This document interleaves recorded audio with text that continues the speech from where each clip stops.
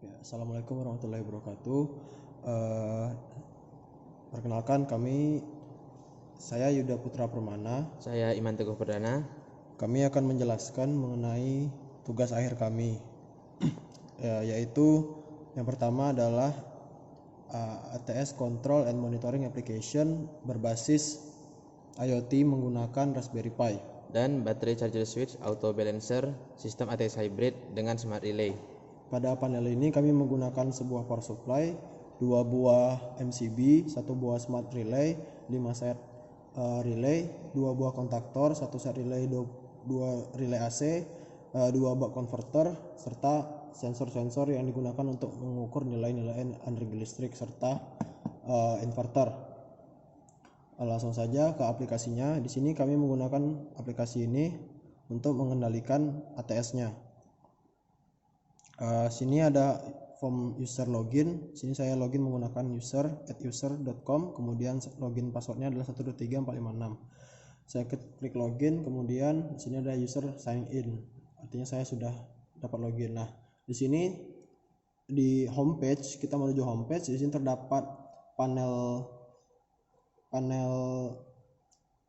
kontrol, panel monitor, dan box untuk memantau nilai energi listrik. Nah, di sini langsung saja kita uji coba. Saat ini mode sistem tidak ada yang berjalan sehingga nilai yang terukur adalah negatif atau 0. Kemudian saya nyalakan beban menggunakan beban PLN. Deketin ini. Nah, ini beban PLN menyala. Kami menggunakan beban berupa solder 40 watt, yang mana arus pembacaan yang dibaca adalah 0,16 ampere dengan pembacaan pada tang ampere senilai 0,15 ampere. Oke. Kemudian di sini kami akan melakukan charging menggunakan PLN juga. Ini setiap tombol ditekan itu terdapat delay yang akan memberikan atau menghentikan pengguna agar tidak melakukan spam untuk menekan tombol lain, sehingga ketika delay sedang berlangsung tombol tidak dapat ditekan. Nah, ini baterai sedang dalam kondisi charging, di mana relay beban PLN dan relay charging sedang menyala. Berikut data charging dari baterai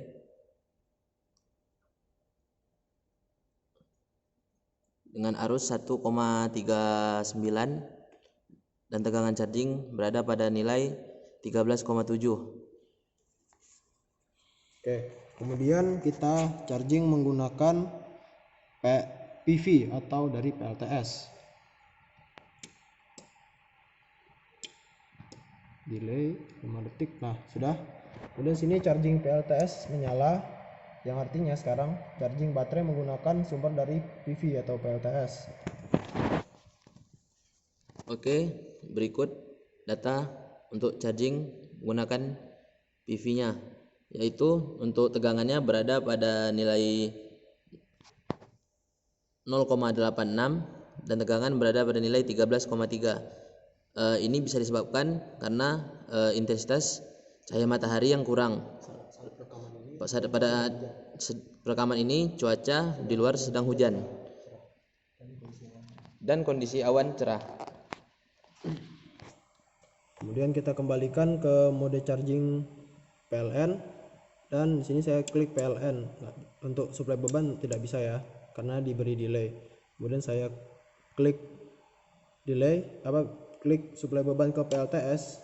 Nah, inverter akan menyala. Menyala. Nah, beban akan menggunakan dari baterai. Nah, di sini persentase baterainya 0. Itu kenapa? Karena terjadi drop tegangan.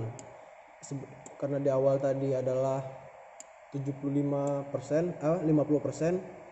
kapasitas baterai, maka terjadi drop tegangan yang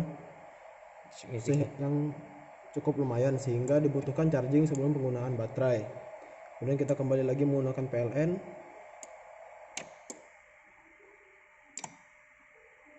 Oke, di sini charging sedang berlangsung menggunakan PLN, sementara beban menggunakan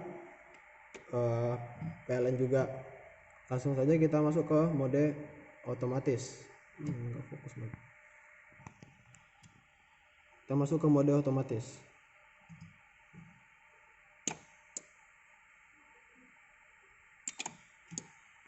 Saat ini sistem sedang berada di mode otomatis. Di sini ada smart relay aktif, kemudian relay auto manual aktif, relay beban dan relay charging PLTS nyala. Untuk mode auto sendiri, defaultnya kita menggunakan bebannya PLN ketika baterai belum terisi penuh, lalu chargernya akan menggunakan PLTS.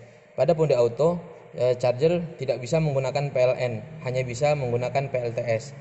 Nanti ketika baterai sudah penuh, maka beban akan menggunakan daya dari baterai, yaitu yang akan aktif adalah beban PLTS dan relay baterai.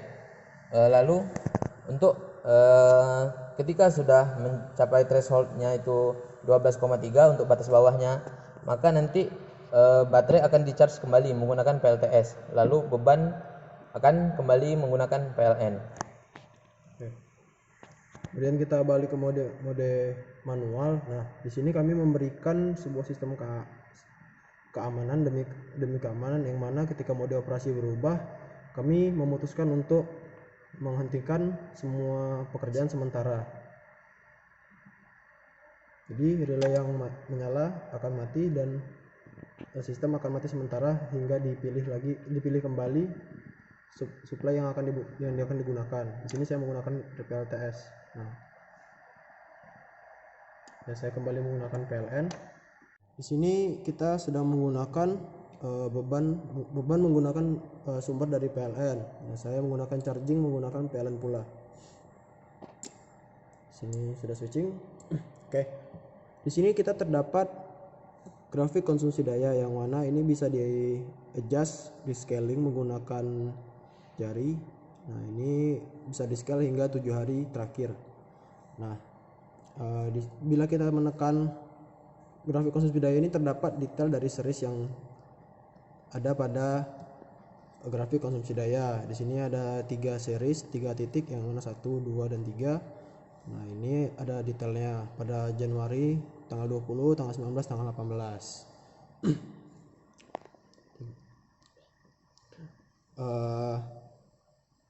Di sini ada log konsumsi daya yang dihasilkan per jamnya dalam 1 hari.